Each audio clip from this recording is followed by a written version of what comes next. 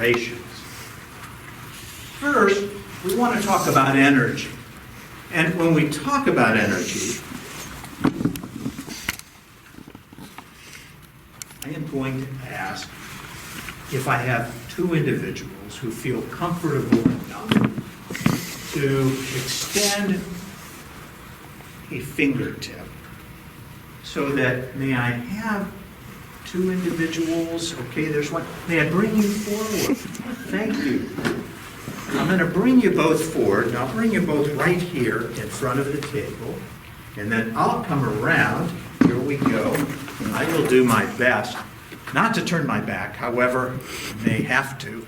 Beep, beep, beep. I'm going to ask you both in a minute, will you please take your left hand, and I'm going to have you just grab hold of that with your thumb and finger. Perfect. And I'm going to have you take your right hand and do that.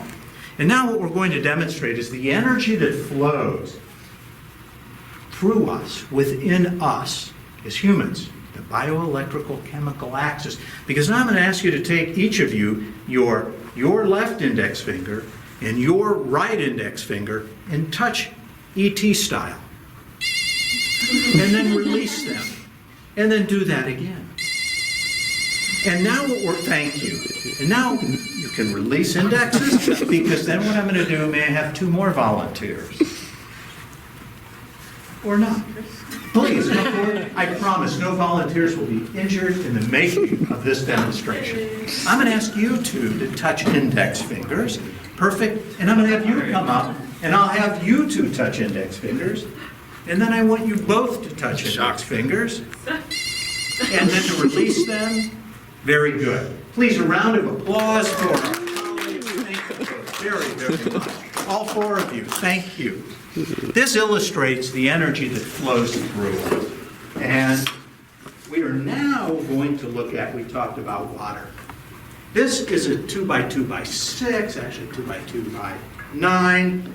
This used to be alive, used to be a tree, and now it's not. It's inert. How come? It's missing water.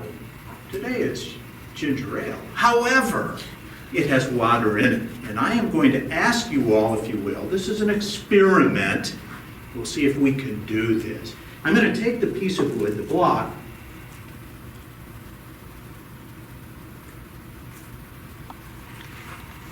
just gently balance it against the ginger ale. And I want you all to focus your concentration onto that bottle of liquid, because I want you to send your positive energy there, and as you do, you will excite the molecules inside that bottle, which then hopefully will excite that piece of wood for just long enough for it to move. Please concentrate on it without giving yourself a headache. I want you please to concentrate. Well done. Please give yourselves a round of applause. Wow. Okay, excellent. And that's positive energy. Let's look at negative energy, because we have that too. Is it okay? Is it okay if we go a few? Thank you. We'll lift this away. Take the lid off. Show you it's just a plastic protector, plastic protective device, and a cup.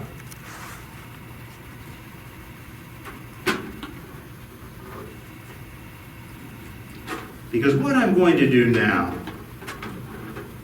I'm going to ask you all to focus whatever negative energy is inside you right now. Any frustration, any anger, anything negative. I just want you to focus that into that plastic container, because as you do, what I'm hoping is you will be able to focus it in there, to have it harnessed. Because as you do, hopefully we'll be able to move that cup, and you will be able to see what negative energy can do. You see, negative energy. Oh my God. Wow. Well done. Thank you. Negative energy is just as powerful as positive energy. Which brings us to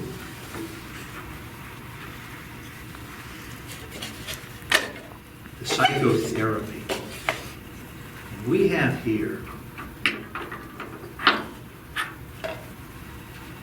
this is a heavy spike that is very pointed.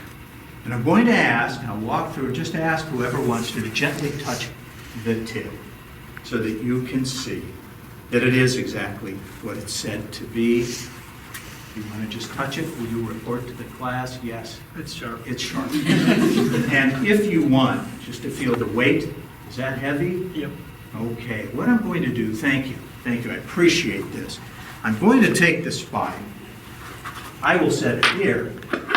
However, I'm going to ask one of our colleagues to come forward, and what I'm going to ask you to do, and I'll step forward so I can't see what you're doing.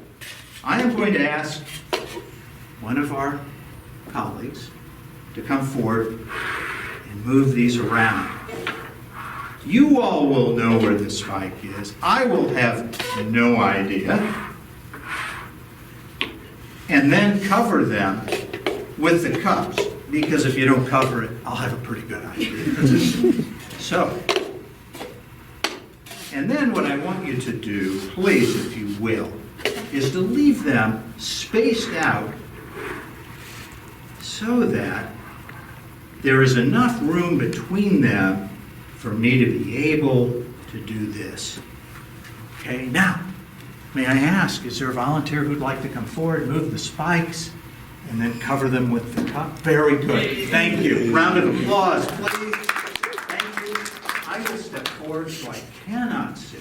I will take off my glasses so the mirror I put in the corners does not reflect what's going on. And whenever you're done, when you're ready, the cups are there, they're comfortably spaced. If you'll just say, Dave, I'm ready, and then I'll step back. Dave, I'm ready. Thank you again. A round of applause, please. Thank you. Because what I'm going to do, we're looking at energy. And you see, you all touched the spike, which put energy into the spike. I'm looking for the energy. But as I look for the energy, this also reminds us that when we are engaged in psychotherapy, it's powerful, very powerful. It changes lives for the better. And when we do that, when we are changing lives for the better, sometimes in the beginning, getting things out can be very painful. It's bloodless, thank goodness, no less painful from surgery. So you see, when we're attempting to find that area that really needs addressing,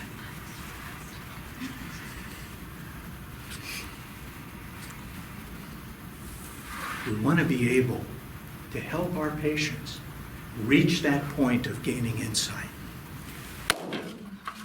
so that we're able to move them one step better to full health, full emotional and mental health.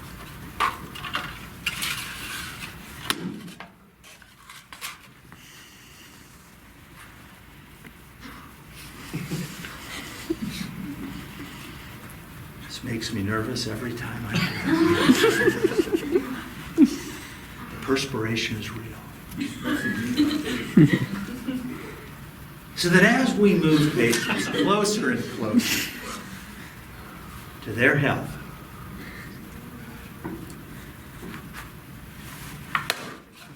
the goal is to find the right place to be for them, and I want to thank you all very much. Thank you.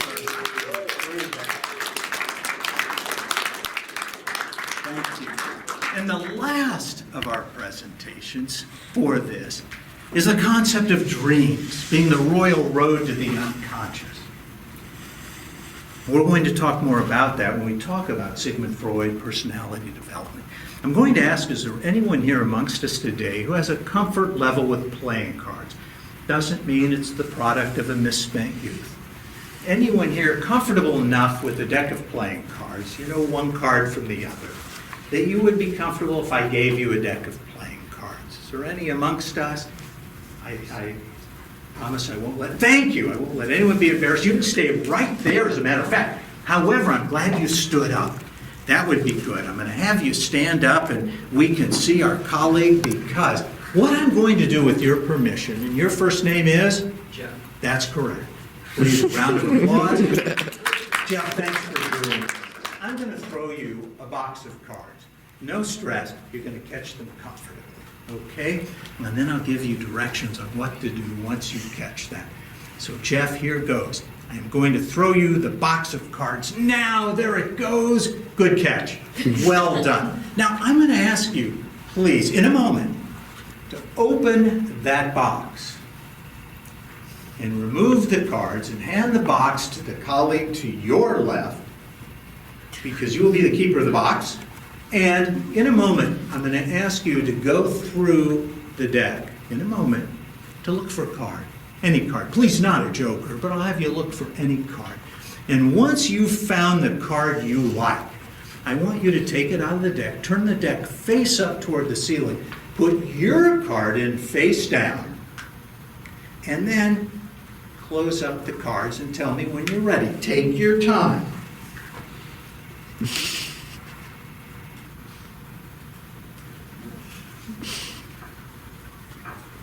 Excellent. Excellent. Then I'll have you borrow back the box, because that helps. If you put the cards back in the box, because then, oh good, closing it, thank you. I'm going to ask you to throw the box back to me. Good throw. Now,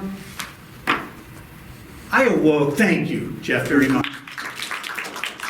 In a moment, we're going to ask you another key question.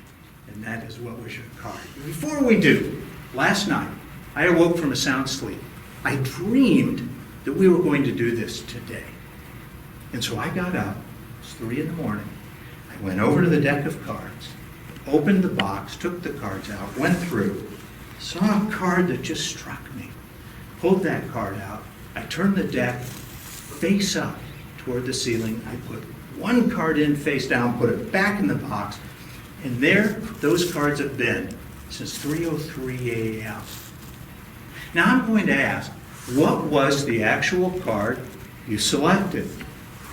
The Ace of Diamonds. The Ace of Diamonds. We are going to the Ace of Diamonds. I'm going to open the box. I'm going to remove the cards. No sudden moves. My fingers never leave my hands. Nothing up my sleeves other than my arms. You will watch and see. I open the box. I remove the cards. I take the joker off, and that's why I asked you not to select it. I put it on the bottom of the deck. They call that burning a card in Las Vegas. So now I can't get to the bottom of the deck. You selected a card, one card, and only one card, and that card was the Ace of Diamonds. We are now looking for one and only one face down card. And as we go through this deck, we will see that there is one and only one face down card right there. One and only one. And now, I'm going to remove that card. Your card was the, Ace of Diamonds. and there is one and only one Ace of Diamonds in this deck. And it is, in fact,